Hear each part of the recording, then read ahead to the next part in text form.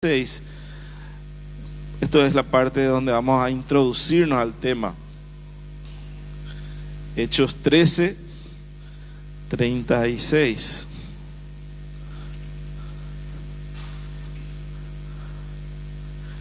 Fíjense lo que dice la palabra de David, el rey David. Porque a la verdad David, habiendo servido a su propia generación, según la voluntad de Dios, durmió y se reunió con sus padres y vio corrupción.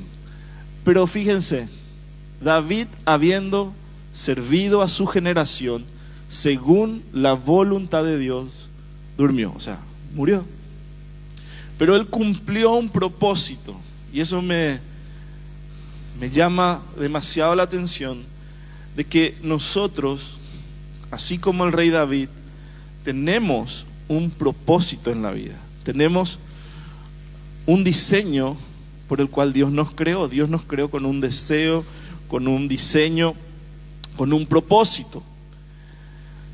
Y este tema que voy a compartir nació así porque en este tiempo que estamos viviendo hay una carga, un peso en mí. Hasta inclusive le voy a abrir mi corazón, que muchas veces, cuando predicamos, parece que nuestras prédicas se van olvidando en varias horas que pasan, después que pasan aquí, ya se olvidan las prédicas que nosotros damos.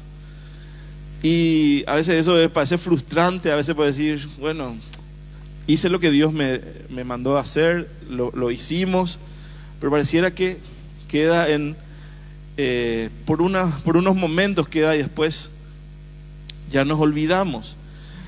Pero qué importante es no perder la visión, no perder la mirada o el centro, como dice un autor, la idea central de tu vida. No desconocer eso o no vivir por eso te puede hacer andar errante, te puede hacer andar perdiendo el tiempo o malgastando tu vida. Por eso es importante que tengamos bien claro o entendamos que hay un propósito, hay un diseño, hay un llamado, hay una visión que Dios tiene para con nosotros, sus hijos, su pueblo. Y qué importante es recuperar, si estábamos desenfocados, si estábamos distraídos, recuperar ese propósito y tenerlo bien claro, tenerlo bien presente en nuestras vidas. Y esto que dice la palabra, de lo que acabamos de leer de David, que él cumplió, sirvió a su generación según la voluntad de Dios y después durmió. Dios nos diseñó a nosotros con un gran propósito. Ahora, ¿qué es lo que muchas veces vamos a ver aquí? ¿Qué es lo que nos mueve a nosotros? ¿Qué es lo que te mueve a vos? ¿Qué es lo que me mueve a mí? Entonces quiero enfatizar esto. ¿Por qué surgió este tema? Porque creo que la iglesia no puede dejar de mirar o de tener bien presente cuál es su llamado, cuál es su propósito, cuál es la visión que nosotros tenemos de parte de Dios. Entonces, ¿qué es lo que nos mueve? ¿Qué es lo que te mueve? Te puede mover un propósito o también te puede mover la necesidad. El propósito nace en lo eterno. El propósito viene del cielo. El propósito es divino, es bíblico. Eso, de ahí viene el propósito de Dios. Pero la necesidad, ¿de dónde viene? Viene de una naturaleza caída, viene de lo terrenal. Entonces, ¿qué es lo que nos mueve a nosotros? Y por eso vamos a ver qué importante es movernos por un propósito.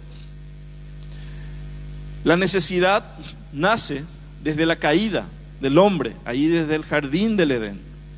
¿Cómo era la vida de Adán y Eva cuando ellos estaban dentro del jardín, el huerto, como se dice? ¿Cómo era? ellos habitaban con Dios, tenían una comunión perfecta con Dios, a ellos no les faltaba nada. Ellos vivían en un ambiente de comunión perfecta con Dios y ninguna necesidad había para ellos. Ellos tenían su trabajo, ellos tenían su labor, tenían su asignación, pero nunca les faltaba nada. Desde el momento del pecado, desde el momento que ellos desobedecen, ¿qué pasa?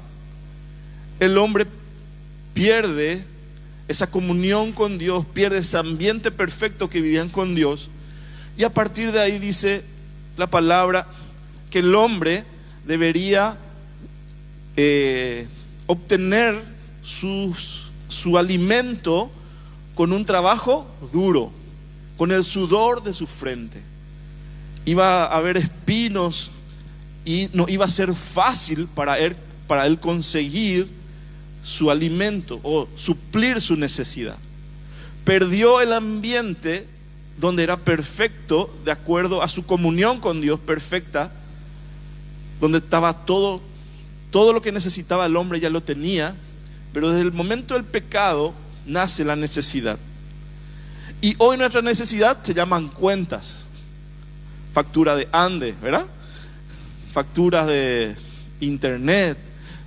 Hoy nuestras necesidades se llaman pago de cuotas en el banco, en la cooperativa. Y tenemos cosas que están ahí que son necesidades que tenemos que cubrir, necesidades que tenemos que suplir, ¿verdad? Alimentar a los chicos, la educación de nuestros hijos y un montón de cosas que son necesidades, que son reales, que están ahí. Y eso es a consecuencia de lo que pasó desde aquel tiempo con Adán y Eva. Desde ese momento el hombre salió del ambiente de una suficiencia total en Dios a una necesidad. Entonces, nosotros necesitamos volver al propósito de Dios. El hombre, en su caída en el jardín, entonces desde ahí nace la necesidad. Pero qué importante es entender esto, que si yo me muevo por una necesidad, tarde o temprano voy a perder el propósito, o me va a sacar del propósito. Pero si yo me muevo dentro del propósito de Dios, mis necesidades van a ser suplidas sobrenaturalmente. Esa es la gran diferencia. O sea que la necesidad tiene el poder de sacarte el propósito, de robarte el propósito. Pero si te moves por el propósito, tiene también el poder de Dios para suplirte todas tus necesidades. Amén. Hay muchas cosas que el hombre perdió, hay muchas cosas. Una de ellas es, por ejemplo, el descanso. Muchas veces perdemos el enfoque de lo que es el descanso en Dios. El descanso que Dios le dio al hombre cuando le dijo, este día va a ser el día de reposo. 6 días vas a trabajar y un día vas a estar de reposo para tener comunión, para que el hombre pueda contemplar a Dios, para que el hombre pueda tener comunión con Él. Pero ¿qué es lo que pasa hoy? La necesidad a veces hasta nos roba ese día de reposo, y la necesidad nos roba también nuestra comunión con Dios, nuestra intimidad con Dios. O sea que perdemos el propósito de las cosas.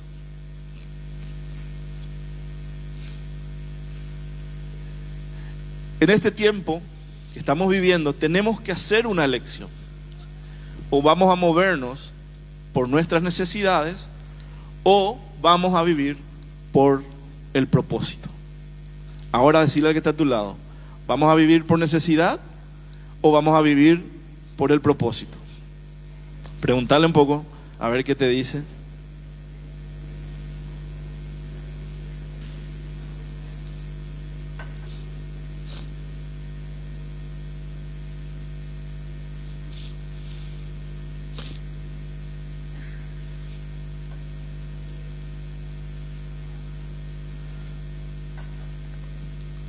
Ahora sí, voy a darle un ejemplo.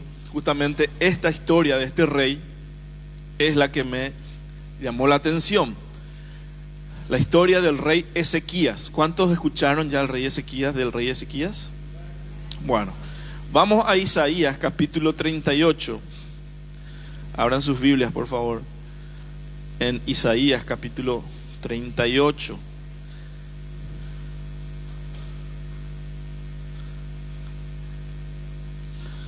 Y vamos a leer ahí los primeros versículos para introducirle a lo que era la historia de Ezequías, el rey Ezequías. El rey Ezequías prácticamente hizo todo bien su reinado. Hizo muchas cosas buenas durante su reinado. Pero dice que un día se enfermó. ¿Y qué pasó? Vino junto a él un profeta. Vamos a leer el capítulo 38, versículo 1. Dice: en aquellos días Ezequías enfermó de muerte, y vino a él el profeta Isaías, hijo de Amós, y le dijo: Jehová dice así: ordena tu casa, porque morirás y no vivirás. ¿Cuánto le gustaría recibir? Nadie, ¿verdad? Una palabra así. Que me visite el profeta, y te va y te dice algo. No, nadie, no. No, nadie quiere recibir esta palabra. Pero Dios le dice, Dios le da como una sentencia, ¿verdad? O de una palabra, y le dice: esta enfermedad es de muerte, vas a morir. Pero le da algo, le da un propósito. Ordena tu casa antes de morir. Ordena tu casa. Le da una orden. Versículo 2. Vamos a seguir. Entonces volvió Ezequías su rostro a la pared e hizo oración a Jehová. Y dijo: oh Jehová, te ruego que te acuerdes ahora que he andado delante de ti en verdad y con íntegro corazón, y que he hecho lo que ha sido agradable delante de tus ojos. Y lloró Ezequías con gran lloro. Entonces vino palabra de Jehová a Isaías, al profeta, diciendo: ve y di a Ezequías: Jehová Dios de David, su padre, dice así: he oído tu oración y visto tus lágrimas, y he aquí, yo he añadido a tus días 15 años. Y el versículo 6: y te libraré a ti y a esta ciudad de la mano del rey de Asiria, y esta ciudad ampararé. O sea que el rey Ezequías en ese momento empieza y hace una oración a Dios, y como que le reclama a Dios, que le dice a Dios: Dios, yo te serví, hice lo bueno delante de ti, por favor, suplí mi necesidad, yo quiero seguir viviendo. ¿Y qué hace Dios? Le responde. Y dice que Isaías estaba saliendo ya del palacio, supongamos, y Isaías recibe otra vez una palabra de parte de Dios, y vuelve y le dice: Dios escuchó tu oración, y Dios dice que te va a añadir 15 años más. Wow. Dios en su misericordia le añadió 15 años más a Ezequías. Pero acuérdense de cuál era el propósito: ordena tu casa. Ahora, Ezequías, ¿qué hizo? Vamos al libro de Segunda de Crónicas, capítulo 32. La mayoría de las enseñanzas que yo escuché de Ezequías se quedaban hasta ahí. Cómo el rey oró y Dios le contestó. ¿Sí? La mayoría de lo que yo escuché, las enseñanzas, fue hasta ahí. Pero vamos a continuar y vamos a ver qué hizo Ezequías ¿Se movió por propósito o por necesidad? Ezequías capítulo 32. Vamos al versículo 27. Perdón, ¿qué yo le dije Corintios? Segunda de Crónicas 32. Perdón. No sé ni qué dije. ¿Qué dije? Yo le inventé un libro ahora. Segunda de Crónicas 32, versículo 27. Ese era para ver si estaban atentos. Sí, están atentos. 32, 27. Y tuvo Ezequías riquezas y gloria, muchas en gran manera. Adquirió tesoro, plata, oro, piedras preciosas, perfume, escudo y toda clase de joyas deseables. Era muy millonario. Tenía muchas riquezas. Asimismo hizo depósitos para las rentas de grano, vino, aceite, establos para toda clase de bestia y apriscos para los ganados. Adquirió también ciudades a la pinta. Podía comprar una ciudad.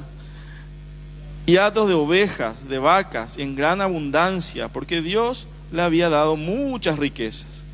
Ezequías cubrió los manantiales de Gihón a la de arriba y condujo el agua hacia el occidente de la ciudad de David. Y fue prosperado Ezequías en todo lo que hizo. Qué bueno es Dios, ¿verdad? Que le puede enriquecer y prosperar a alguien. Es excelente, gracias a Dios por lo que Él hace con las personas.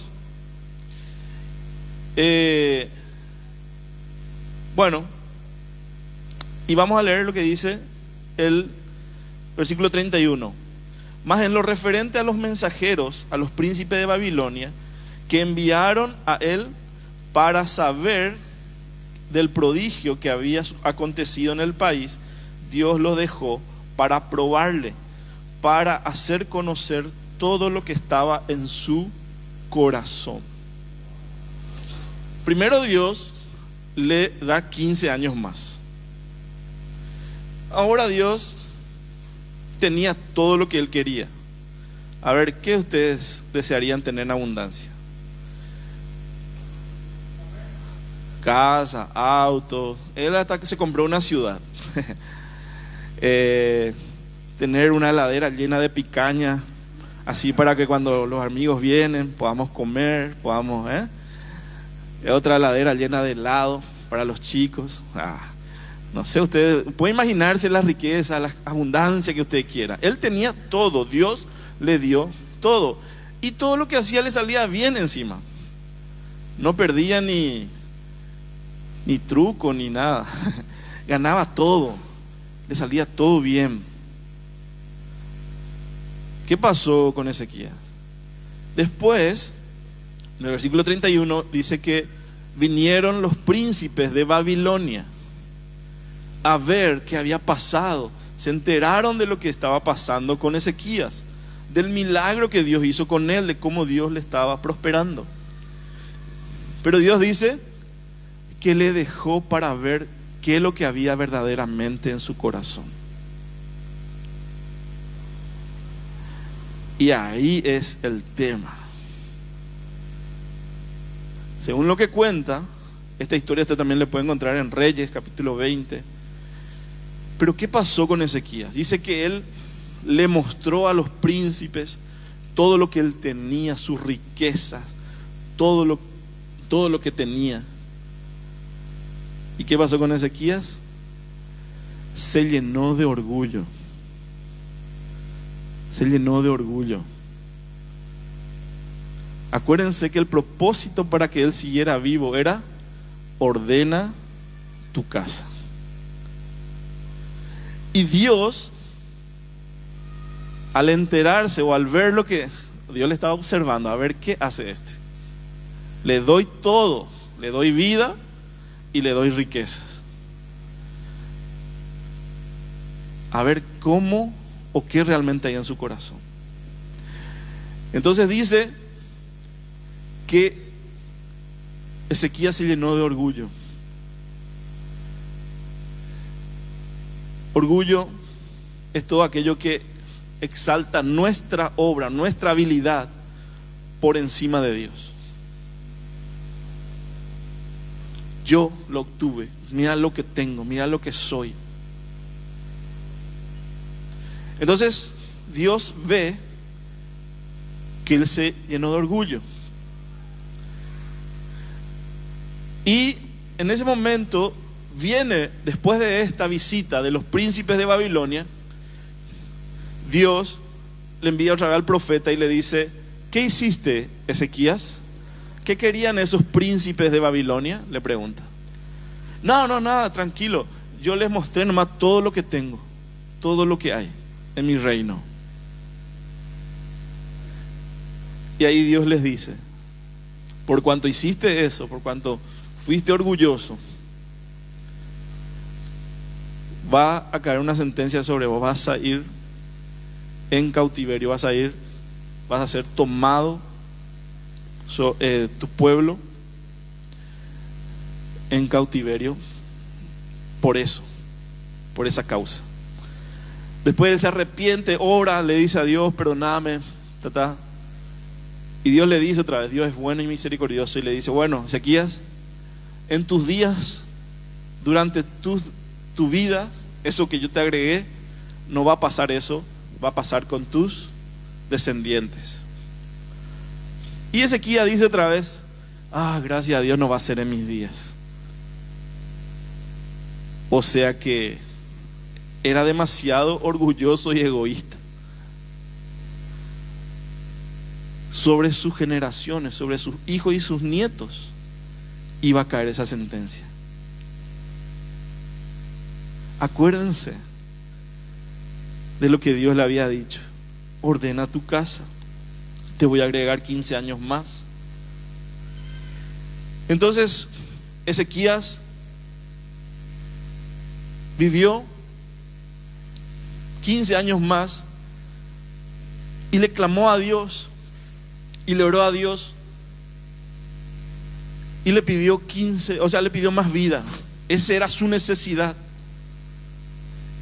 Esa era su necesidad. Él quería vivir más, él no quería morir. Creo que nadie quiere morir, pero esa era su necesidad.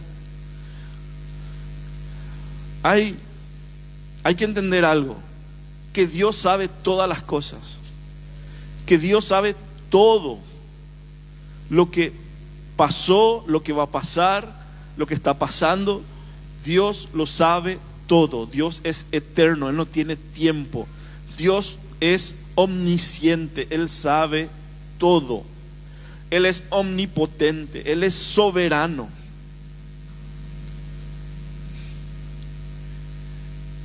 Entonces, Dios sabe lo que es mejor. Y yo creo que lo peor que le pasó a ese pueblo, a Israel en ese momento, fue que Ezequías vivió más 15 años. Porque después de Ezequías muere, le sucede uno de su casa, un rey, y al poco tiempo muere. Y su hijo sube después al trono. Su hijo se llama Manasés. El rey Manasés subió cuando era un adolescente, 13 a 15 años, 13. Manasés reinó 55 años. ¿Cuánto duró acá la dictadura? ¿35? Manasés reinó 55 años. Fue el peor de los reyes de Israel. Fue el más malvado. Fue el que implantó la idolatría. Manasés tuvo hijos. Qué lindo, ¿verdad? ¿Saben qué hizo Manasés con sus hijos? Los sacrificó a los dioses. ¿Qué le había dicho Dios a Ezequías? Ordena tu casa. Lo que hizo Manasés fue terrible. Fue lo más feo, lo más devastador levantó la idolatría, Él promocionó la idolatría. Él fue un apóstata, Él cayó de la fe. Él no permitió que en Israel se adorara a Jehová, prácticamente. Era terrible lo que hizo el hijo de Manasés. Por eso digo que lo peor que le pudo pasar a ese pueblo fue que Ezequías viva más 15 años. Porque Ezequías decidió vivir por su necesidad antes que por un propósito. ¿Qué nos mueve a nosotros? ¿Qué nos mueve a nosotros? ¿Nuestra necesidad o nuestro propósito? Evidentemente, es mucho mejor vivir por el propósito. Dios sabe todas las cosas, ¿qué es mejor? En estos tiempos nos toca orar por la gente que está enferma, que están en estados delicados de salud. Y siempre oramos declarando vida, sanidad, declarando que Dios tenga misericordia, que Dios los salve de la muerte aquí. Pero muchas veces no oramos de esta manera, que se haga tu voluntad. Y Dios responde algunas oraciones. Dios es soberano y Él tiene la soberanía para decidir otorgar vida, restaurar, sanar. O sea que Dios conoce todas las cosas. Nosotros, hablando ya de nuestras necesidades, y voy a entrar ya en la parte, en la recta final. No sé si Ezequías ya así. Ariel Ezequías, ¿me puedes ayudar con el teclado? Se me grabó ya Ezequías. Hasta un libro voy a hacer nuevo.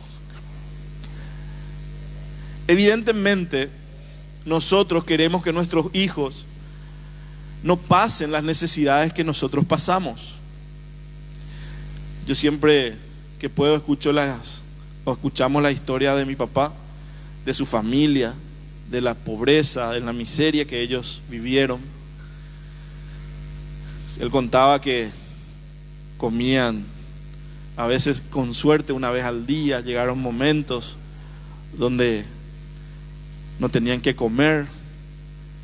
Su ropa era hecha de bolsas, ¿verdad? Se iba a la escuela sin zapatos, ¿verdad? Descalzo. Y evidentemente nosotros queremos lo mejor para nuestros hijos, que ellos no pasen necesidades. Y evidentemente, gracias a Dios,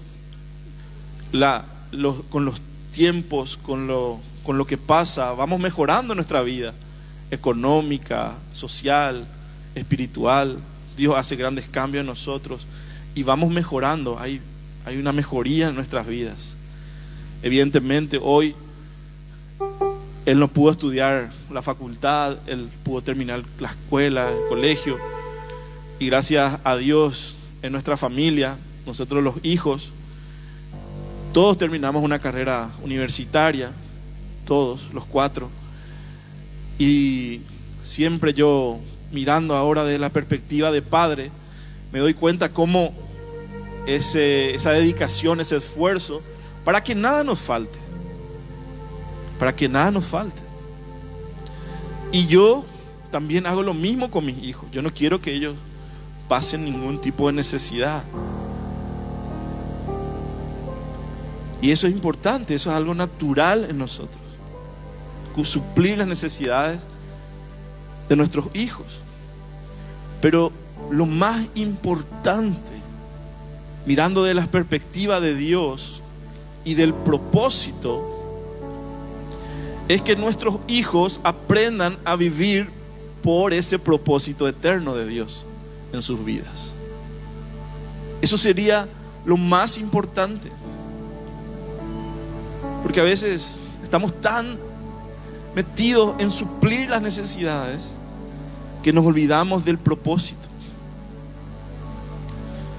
Y nuestras familias, nuestros hijos, en realidad son herencia de Jehová, son una bendición de Dios.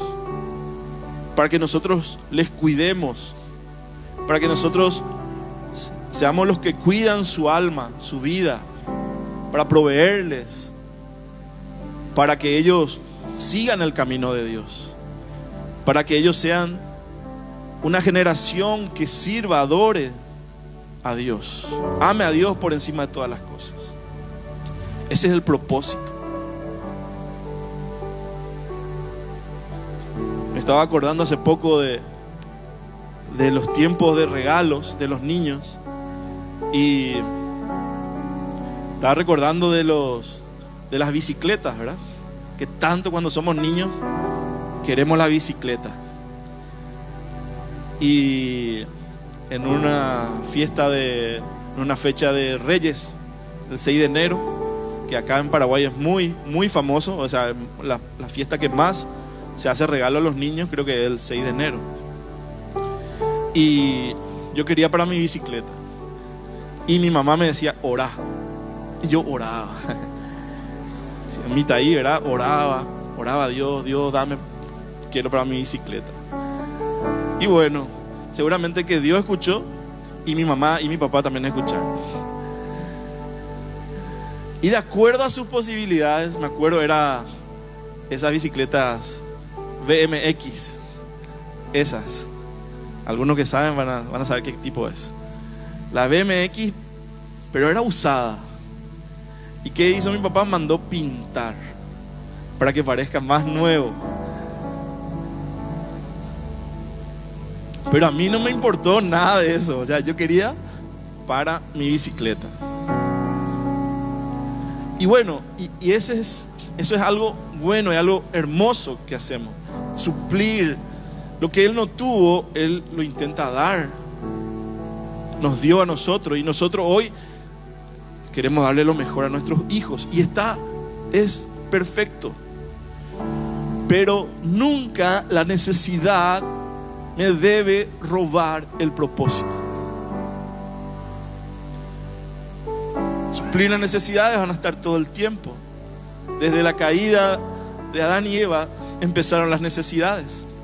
El hombre tiene que trabajar con el sudor de su frente, va a tener para comer, pero el propósito de Dios es más importante. Criemos a nuestros hijos para que ellos vivan en el propósito de Dios. En el propósito de Dios. Que ellos vivan por el propósito.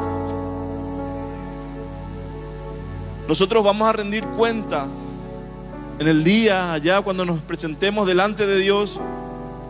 Vamos a rendir cuenta de qué hicimos con el propósito que Dios te dio. Si sos hijo de Dios, yo te quiero decir que Jesús ya pagó por tus pecados. Y que en algún momento te vas a encontrar frente al trono de Dios. ¿Y qué va a pasar? Vas a rendir cuenta de lo que Dios te dio y te va a decir, ¿qué hiciste con el propósito que yo te di? ¿Qué hiciste con los talentos que yo te di? No perdamos ese enfoque. Algunos tienen miedo, piensan que en ese juicio solamente nuestros pecados van a salir a la luz. Dios ya suplió eso por medio de Jesús en la cruz. Él murió por nuestros pecados. A Él se le imputan todos nuestros pecados. Él es el Cordero de Dios que quita el pecado del mundo. Ahora aprendamos a vivir por el propósito que Dios nos dio.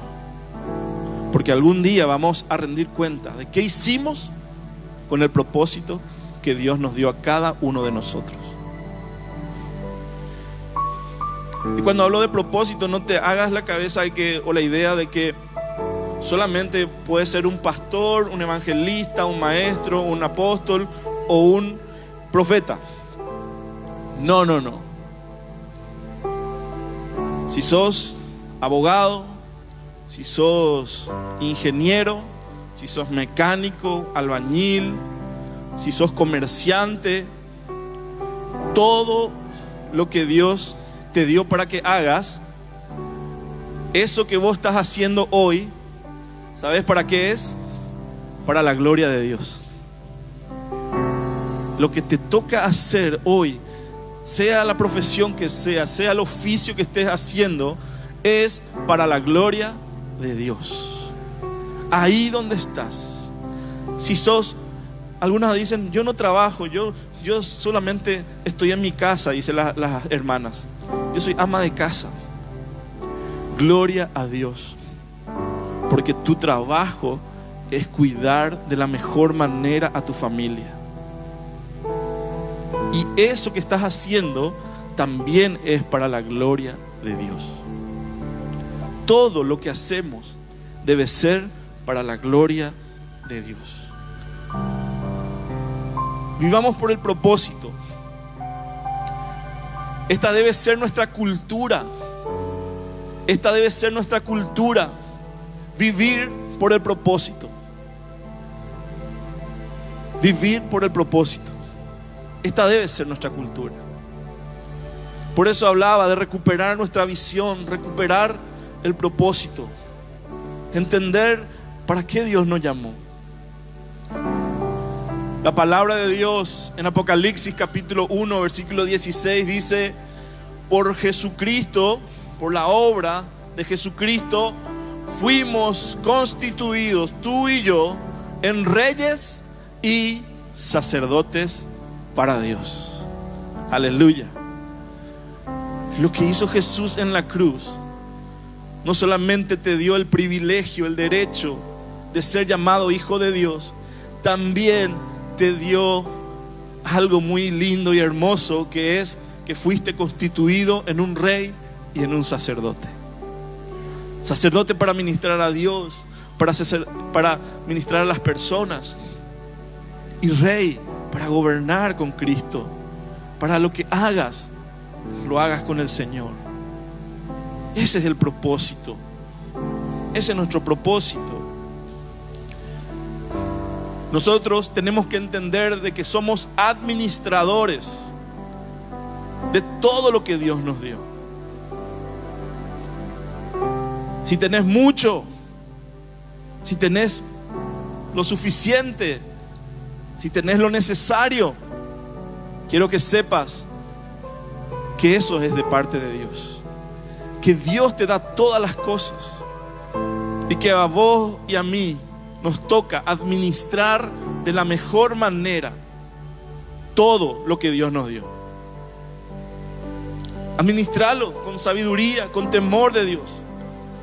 Administrar tu vida, administrar tu familia, administrar tus negocios, administrar el ministerio, tu llamado para la gloria de Dios. Hacelo según el propósito de Dios. Somos administradores, somos mayordomos.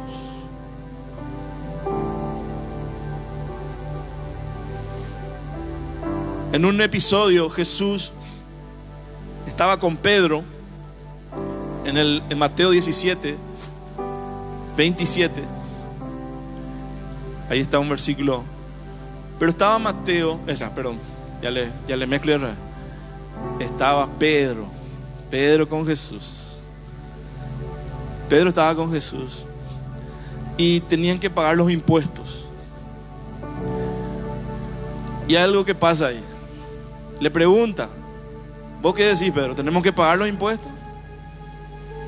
Sí, creo que tenemos que pagar. Sí, yo también, dice Jesús. Pero había un problema que muchas veces nos pasa a nosotros: no tenían dinero. Estoy tranquilo, decía Jesús. Entonces no tenía dinero, yo también tranquilo. Jesús: y no tenemos dinero, le dice, ¿cómo vamos a pagar? Jesús le dice a Pedro: bueno, Pedro, recuerden que Pedro, ¿cuál era su profesión? Pescador. ¿Y qué le dijo Jesús?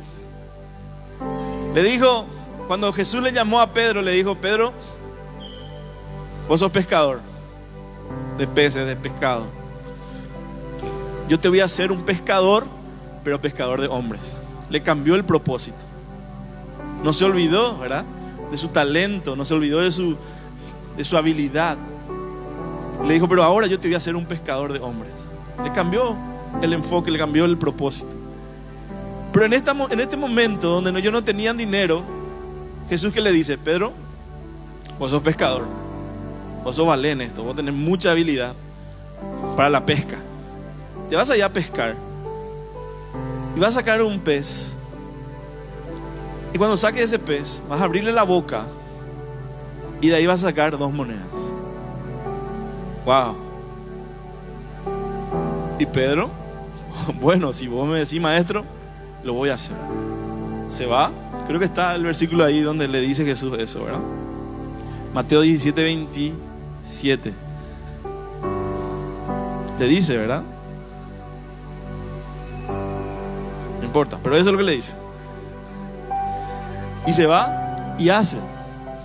Sin embargo, para no ofender, ve al mar y echa el anzuelo, y el primer pez que saques, tómalo, y al abrirle la boca hallarás un estateto, y tómalo y dáselo por mí y por ti. O sea, era para pagar por los dos los impuestos. ¿Qué hace Jesús? Le dice, vamos a suplir esta necesidad. Con tu habilidad vas a suplir esta necesidad que tenemos de pagar los impuestos. Dios le da de una manera sobrenatural, pero usando su habilidad, lo que Él sabía hacer. Dios te da habilidades, cada uno tenemos una habilidad diferente. Cada uno tiene algo muy peculiar, algo muy espectacular que Dios le dio a cada uno, su personalidad, su característica. Y Dios le dice, bueno, Jesús le dice a Pedro, anda, vas a sacar. Y va Pedro y hace y consigue. Pero ¿saben qué? Esa necesidad fue suplida. Fue suplida de esa manera. Usó la habilidad de él. Pero ¿qué hizo Pedro? ¿Se quedó pescando para sacar más monedas de la boca de los peces? ¿Se quedó con eso? No. Esa necesidad fue suplida sobrenaturalmente. Se pagó. ¿Y qué hizo Pedro? Continuó en el propósito, porque ahora él era un pescador de hombres, era un discípulo de Jesús. Amén. Pero ¿qué pasa muchas veces? Nosotros estamos buscando constantemente los peces con las monedas en la boca y descuidamos el propósito que tenemos con Jesús, de ser pescadores de hombres, de servir para su gloria.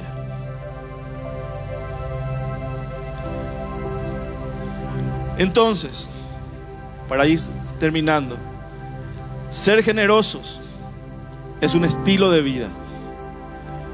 Tenemos que ser generosos. Esto es algo que tenemos que vivirlo todo el tiempo. ¿Cuánto estás sembrando? ¿Cuánto estás sembrando en la vida de otros? ¿Cuánto estás dando de tu vida a otros? No solamente en dinero o en bienes. ¿Cuánto de tu tiempo estás invirtiendo en otras personas? ¿Cuánto de tu tiempo le estás dando a Dios en el servicio? Vivamos por el propósito y no por la necesidad. Algunos van a entender lo que estamos diciendo. Que la necesidad no te robe el propósito.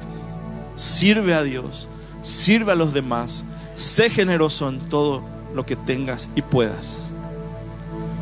Porque eso te va a añadir valor a tu vida y Dios te va a añadir lo que tú necesitas.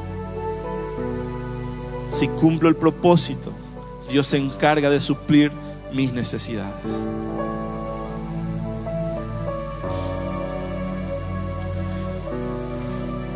Jesús dijo, Pablo escribió a los filipenses: todo lo puedo en Cristo que me fortalece. ¿Cuántos tienen necesidades? Todos. Yo tengo cuentas que pagar mañana, esta semana. Todos tenemos. Yo no digo dejen de trabajar. No. Eso va a estar ahí. Las boletas van a estar, las facturas van a estar. Y Dios nos va a ayudar. Dios conoce todas tus necesidades. Y Dios dice, no te preocupes, no te angusties por eso. Antes bien, preséntale en oración a Dios tus necesidades. Porque Él va a suplir tus necesidades. Dios te va a ayudar. Dios te va a ayudar. Vivamos por el propósito. Amén. Romanos 8, 28. Este sí ya le prometo que es el último versículo. Romanos 8, 28.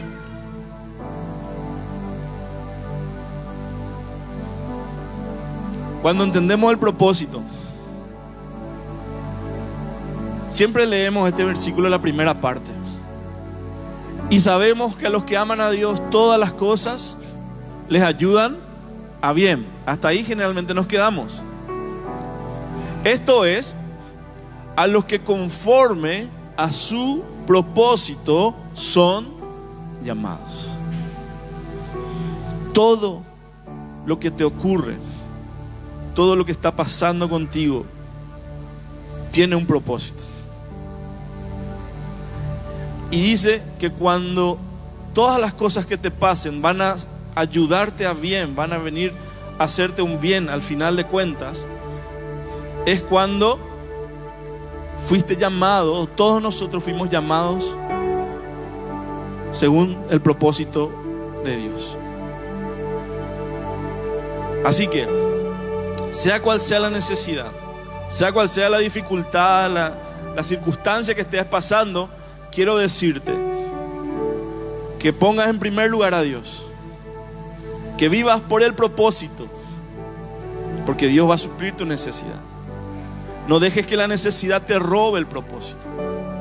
Comprométete con Dios, sirve a Dios, adora a Dios, sé generoso con Dios y con todos los demás. Eso te va a agregar valor y Dios va a bendecir tu vida. Ese es el estilo de vida. ¿Cómo te mueves? ¿Por propósito o por necesidad? Ponete de pie, por favor.